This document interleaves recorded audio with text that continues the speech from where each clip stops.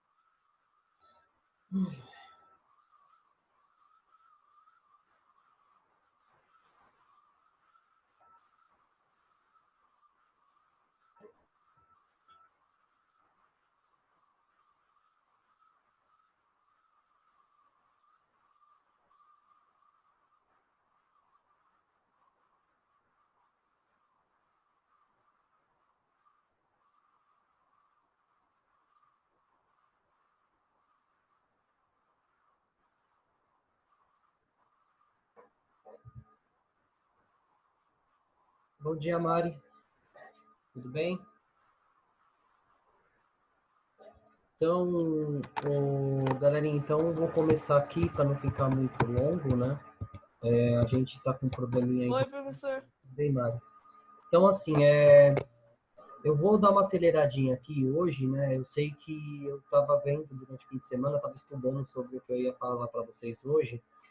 E assim, eu vi que eu posso minha aula da semana passada, que seria a correção de hoje, né? Que é aquela explicação do conteúdo da semana passada e o conteúdo dessa semana também. Dá para me juntar os dois num episódio só.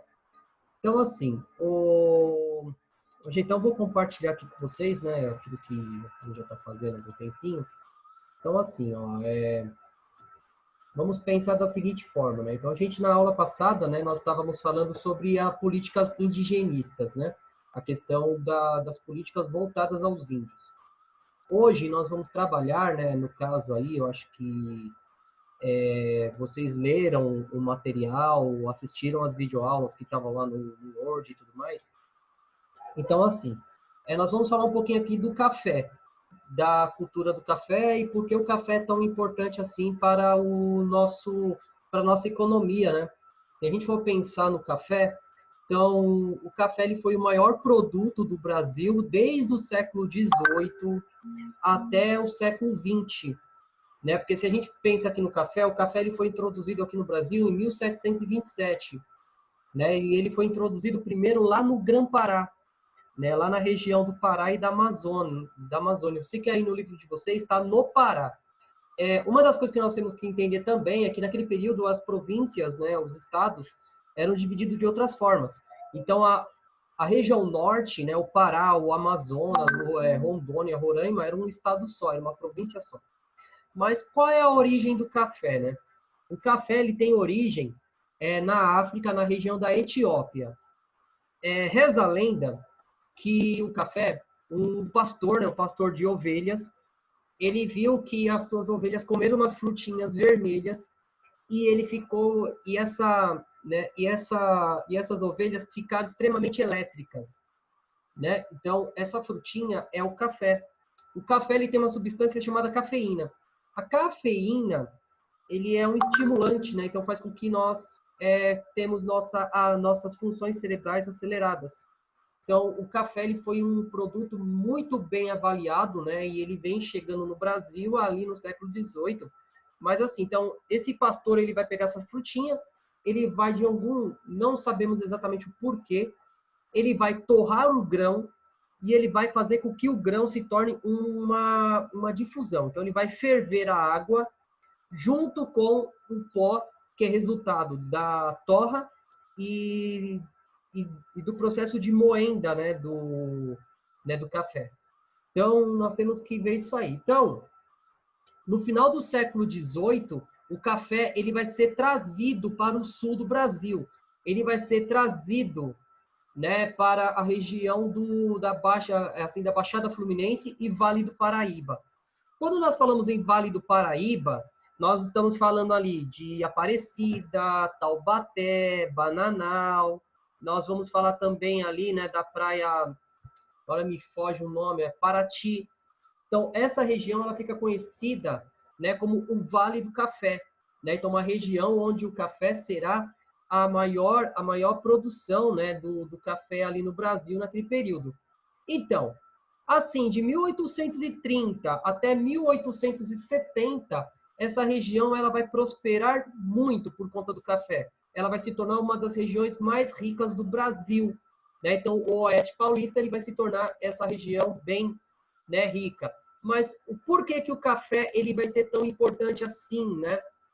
Porque o Oeste Paulista ele tem uma condição geológica muito importante, que é a terra roxa, né? Então, essa terra roxa, diferentemente da região mais quente no Pará, essa terra roxa, mais as condições climáticas, vão ser favoráveis para o cultivo do café, né? E o café vai se tornar a maior riqueza do Brasil também, né? Por conta que na região onde era mais produzido o café, na região de Java, na região do Haiti, eles vão sofrer com pragas, né? Com pragas, e isso vai fazer com que o café brasileiro, o Brasil se torne o maior exportador de café do mundo.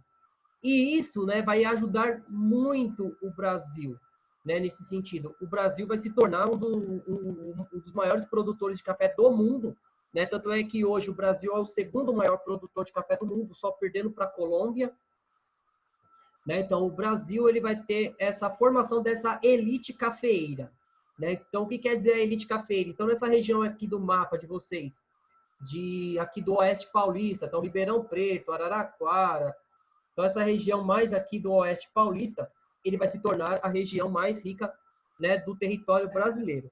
Aí o que vai acontecer no caso? Então, a expansão do café, ela vai ter uma questão aí voltada para o desmatamento, né? Então, o café em si, uma das coisas que o café ele vai colaborar, principalmente no Oeste Paulista, a substituição da mata pelos cafezais, né? Então, é uma questão também importante da gente ver as mudanças climáticas que nós teremos no nosso país, né? Então, o café ele vai ser uma das questões voltadas aí, né, por conta da substituição da mata. Só que o café é um cultivo extremamente violento. O café vai esgotar o solo, né? Lembrando que até o século XX, poucos estudos eram feitos a partir da nutrição do solo, você preservar o solo. Então, o que isso quer dizer?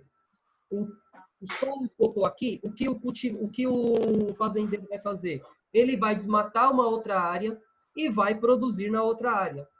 Então, isso vai provocar um desmatamento muito grande né, na região do Oeste Paulista, causando ali o que nós chamamos, né, de desmatamento, né, a questão ali e a exploração extrema, né, da região, né, do Vale do Paraíba.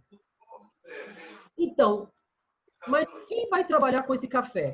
Né? Quem vai ser aqueles que vão, né, produzir o café? Então, a gente vai falar um pouquinho aqui do cotidiano do escravo. Gente, uma coisa importante que nós sempre devemos frisar aqui. O índio, ele não tinha a mesma mentalidade do que o europeu e a mesma mentalidade do que o africano, porque eles tinham, a cultura do índio era uma cultura voltada para o cultivo, né, do período. Então, ele não se preocupava em acumular bens. O índio em si, ele se preocupava, né, de um caso ou de outro, de você, né, poder preservar, ou de você ter uma política mais voltada a uma questão de conservação. Então, nesse sentido, quando o café vem para o Sudeste, vem para a região de São Paulo, e para a região do sul de Minas, e para a região do sul do Rio de Janeiro, o que vai acontecer? Assim, a economia brasileira vai focar aqui, e com isso vai ter uma grande quantidade de escravos, né? Então, no caso, os escravos vão ser utilizados ao seu extremo.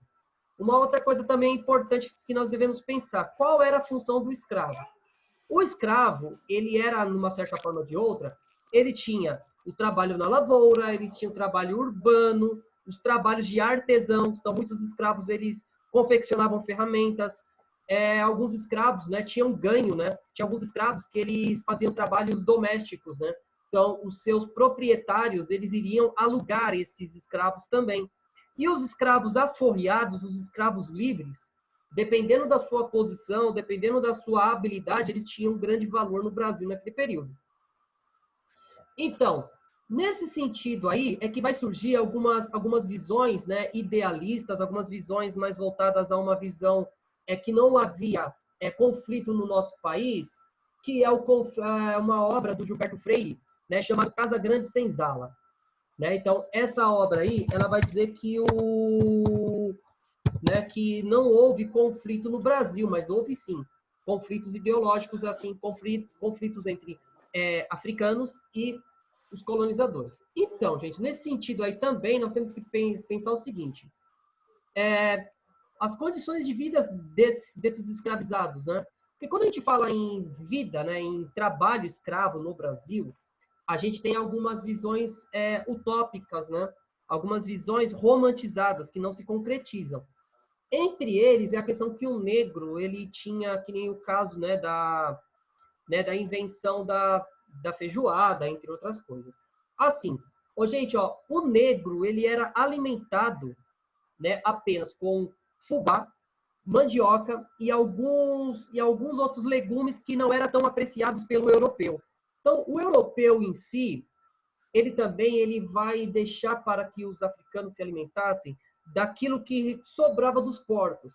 Então, vamos dizer o seguinte, eles matavam um porco. Aquela parte que eles não se alimentavam do porco era que o africano usava para se alimentar. Era a única forma do que o escravo ele tinha, né, para consumir proteína, né, o consumo de carne. Uma coisa também é importante que nós devemos frisar aí da relação do dono do escravo com o escravo era o seguinte: o escravo ele sofria muito com a violência. Então, o escravo ele era extremamente violentado, né? Ele tinha sua liberdade saciada, né? Ele se alimentava muito mal. Né? Os cuidados com o africano era muito pouco. Então, tinha uma estimativa que uma vida útil de um escravo no Brasil, então, quando eu falo vida útil, quanto tempo aquela pessoa iria sobreviver naquelas condições? Né? Aquelas condições extremas de violência, de má alimentação, de maus tratos. Então, tem algumas estimativas que dizem que o escravo ele tinha uma vida útil de em torno de 8 anos. Então, durante 8 anos, então ele chegava aqui no Brasil hoje. Quando ele começava a trabalhar hoje, ele teria 8 anos de expectativa de vida. Né? Só para vocês terem uma noção de tudo isso. Né? Então, nesse sentido também, aí, dentro desse cotidiano, o africano ele se vestia com roupas de algodão cru. Sabe aquele saco que a gente usa para passar no chão hoje? Aquele saco que você vai na loja de R$ 1? Então, aquele tecido é o que o africano usava como roupas. Né? Para a gente ter uma noção aí também que é importante da gente frisar.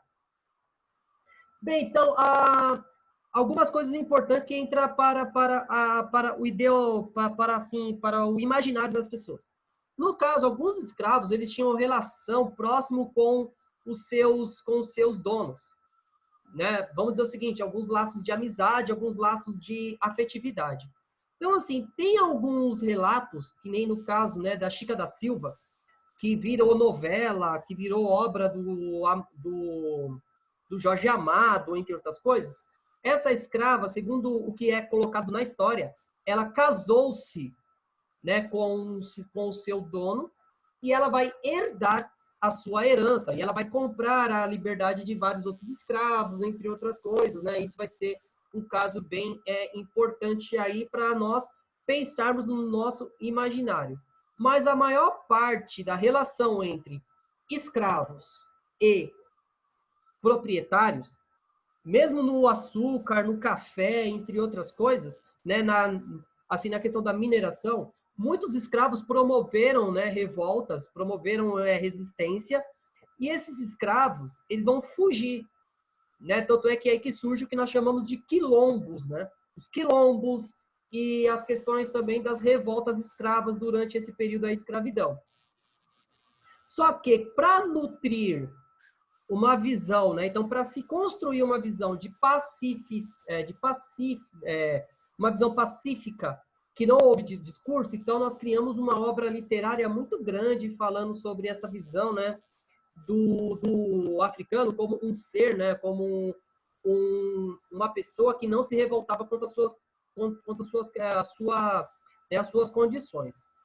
E isso, né, vai ter várias visões, vários movimentos abolicionistas. Então, no Brasil, no século XVIII, né, durante o primeiro reinado, depois no segundo reinado, vão ter movimentos que vão começar a buscar a alforria, né, a abolição da escravidão no Brasil, né, por conta desses maus tratos, entre outras coisas, né, que nós devemos levar em consideração. Só que, né, o que vai acontecer? Né? Então, nós temos que entender aqui uma coisa bem importante que vai acontecer em 1845. É assim, na Inglaterra vai ser promulgada, vai ser colocada uma lei chamada da lei, né, Bill Aberdeen, né, que é uma lei, né, que vai proibir o tráfico negreiro no Oceano Atlântico. Né? Então, no Oceano Atlântico, os ingleses vão impor o fim do tráfico. O que quer dizer impor o fim do tráfico? Eles iriam controlar o comércio, né, a circulação de escravos da África para qualquer parte do mundo. Lembrando, até a Segunda Guerra Mundial, então até 1945, que foi o último ano da Segunda Guerra Mundial, a maior marinha do mundo era a marinha inglesa. Depois da Segunda Guerra Mundial é que tem a ascensão da marinha americana. Né? Então, o que vai acontecer? Em 1845, a Inglaterra vai dizer o seguinte, ó, a partir de agora, nenhum país que depende de mim, né, nenhum país que tenha relações comerciais comigo, vai poder traficar escravos. O porquê que isso é importante aqui no Brasil, né, gente, quando a gente pensa nisso aí? A economia brasileira, ela era muito dependente da economia britânica. Isso, o Brasil, mesmo depois da sua independência, em 1822, o Brasil, ele era um país dependente das economias estrangeiras, principalmente Inglaterra e Estados Unidos. Não mudou muita coisa, né, se a gente for levar em consideração tudo isso. O Brasil ainda é um país extremamente dependente das economias estrangeiras.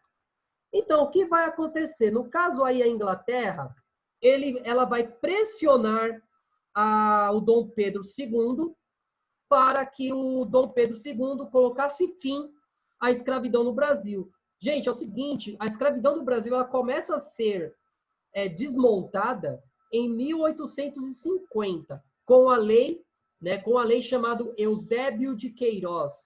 Né? O Eusébio de Queiroz, ele era um advogado mestiço, né? Então, ele tinha origens africanas também. É bom a gente pensar sobre isso. E assim, no caso aí, né, ele vai atender uma vontade do Dom Pedro II, que vai dizer o seguinte, né? Então, essa lei aí de 45 da Inglaterra, ela vai dizer o seguinte, se houvesse o flagrante, né, de tráfico negreiro no Oceano Atlântico, a Marinha Britânica tinha liberdade de tomar as atitudes devidas. Então, a carga era presa, os marinheiros eram presos, alguns eram executados. Né? Então, é importante a gente frisar isso. Então, o que previa a lei, né, a lei Eusébio de Queiroz? É o seguinte, a proibição do tráfico negreiro para o Brasil, isso em 1850. Né? Então, em 1850, começa a ter o fim do tráfico. Né? Então, o que isso quer dizer? A partir de 1850, a introdução, a chegada de escravos da África era proibido pelo governo. Existia uma lei que proibia a chegada de escravos, né, pelo porto. Isso vai impedir o comércio? Não. Começa a ter o tráfico interno. Né? Então, vai começar a ter o tráfico de negros dentro do território brasileiro. Então, negros que nasciam no Brasil eram vendidos indiscriminadamente dentro do nosso território. Então, era proibido a imigração, né, de escravos. Só que, nesse momento aí, o que vai acontecer, principalmente no século XVIII, no século XIX, na Europa? A Europa estava passando por um momento chamado de determinismo. Lembra quando eu falei para você do Auguste Comte? O Comte, né, que é um sociólogo, ele prega que existia um grupo superior e outro grupo inferior na humanidade. E segundo Comte, esses grupos que eram superiores, eles tinham o direito de explorar e escravizar aqueles que eram inferiores. No caso aí, né, o Comte ele vai dizer o seguinte, né, que o negro ele era inferior do que os homens brancos. Então, nesse sentido aí do fim do tráfico, né, em 1850 no Brasil, começa a ocorrer o incentivo à migração, principalmente a migração dos italianos. Depois a gente vai falar um pouquinho dessa imigração de uma forma mais ampla, mas começa a ter a imigração de italianos para o Brasil. Isso na metade do século XIX. Por que, né, houve essa política de imigração? Principalmente substituição da mão de obra escrava. Né? Substituir o escravo por um trabalhador assalariado que tinha o seu trabalho muito mal pago, e isso também vai ter o início de uma industrialização. Então, em 1850, o Brasil começa a ter uma industrialização tímida, mas uma industrialização com investimento, né, dos cafeicultores, investimento, né, dessa elite escravagista. Né? A gente vai falar do Barão de Mauá na próxima aula, mas assim, quando é que surge isso? Na segunda metade do século XIX. Então, então, quando a gente fala né, no caso aí, né, dessa questão do fim do tráfico, né, no caso aí que nós vamos, né, sempre frisar isso aí, né, no caso do Brasil, né, principalmente é uma relação muito, né, muito estreita, muito, né, assim, muito forte entre o Brasil, entre outras coisas, que tem a ver com aquilo que nós estávamos falando, né, da questão, né, que nós vamos falar na próxima aula, que é a questão da industrialização, né, mas assim, gente, mas pensa bem, né, pensa um pouquinho aqui. Então, ó, quando a gente fala em escravidão, a gente só pensa no final, que é a Lei Áurea. Né? A Lei Áurea é o fim da escravidão, aquela coisa toda, e que a princesa Isabel assinou a lei. Gente, mas uma coisa que nós devemos sempre frisar, eu vou falar isso de novo para vocês daqui em algumas aulas, mas é bom a gente sempre frisar. Para um governo continuar no poder, ele precisa ter o apoio de alguns grupos. No caso aqui, quando a gente pensa no segundo reinado, né, no Brasil, de 1841 até 1889, o Brasil ele precisou muito do apoio dos escravagistas. Né? Então, o Brasil, o Dom Pedro II, ele precisava do auxílio, da manutenção do poder a partir dessas pessoas. Então, pensa bem uma coisa, gente, ó, que nem essa lei do Bill, né, do Bill Abden. Então, pensa uma coisa que é importante aqui da gente frisar. Olha que ponto que nós chegamos. Olha que ponto que nós chegamos. Porque isso aí a história oficial não conta. A Marinha Britânica, ela vai estacionar os seus navios no porto do Rio de Janeiro e vai dizer o seguinte: se o governo brasileiro não realizar alguma política para diminuir ou acabar com a escravidão, nós vamos invadir o território brasileiro. Então, essa lei aqui do Eusébio de Queiroz, ela foi uma lei que não foi iniciativa do governo brasileiro, ele foi uma iniciativa do governo britânico. Se os ingleses não tivessem, né, tomado essa medida, talvez a escravidão deveria ter durado muito mais no nosso território, né? A escravidão de uma forma mais pesada, né? Porque pensa bem, eu vou fazer uma pergunta básica aqui para vocês. Eu sei que muitos de vocês não vão saber assim me responder. Sabe por que aquela praia chamada Porto de Galinhas ganhou esse nome? Mas você sabe que, ó, mas você sabe que tem essa praia chamada Porto de Galinhas, né? Então, gente, o tráfico ele era proibido. Isso aí eu já falei para vocês. Então, a partir de 1850, o tráfico negreiro é proibido. Então, vamos dizer o seguinte: os africanos começam a ser traficados para o Brasil, assim, os africanos começam a ser traficados para o Brasil por portos alternativos. Não os portos mais amplos, como o Porto do Rio, o Porto de Santos, o Porto de Salvador. Então, eles vão começar a ser colocados, né, em portos alternativos. Entre esses portos alternativos é a praia de Porto de Galinhas. Né? Por quê? Quando a fiscalização chegava, ou quando os ingleses iriam fiscalizar aquela chegada daqueles produtos, o que vai acontecer também, né? Eles vão dizer o seguinte: eu não estou carregando escravos, eu estou carregando galinhas. Né? Por isso que ganha o nome de Porto de Galinhas. Né? Então, tem essa questão aí voltada de uma forma de manipular e burlar o sistema. Né? Burlar o sistema como uma forma de você continuar aquela atividade econômica, né, que era tão importante para o território brasileiro naquele período. Pensando da seguinte forma, gente, assim, mão de obra, trabalho. Sempre o Brasil, por conta das grandes lavouras, entre outras coisas, o Brasil vai precisar de trabalhadores.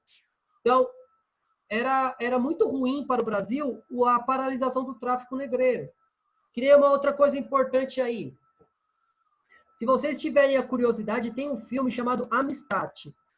Né? Esse filme Amistad, é um filme, né, que ele vai retratar assim, uma embarcação, assim, um navio negreiro, que ele foi interceptado no meio do Oceano Atlântico, e qual era a forma assim de você lidar com aquela situação? No caso, né, ali aqueles africanos eles foram abandonados, né, numa ilha, e eles ficam ali discutindo de quem era a propriedade, porque o africano ele não era um sujeito, ele era uma propriedade. E assim, ficava aquela coisa, e aí, quem vai levar eles de volta para a África? Quem será punido?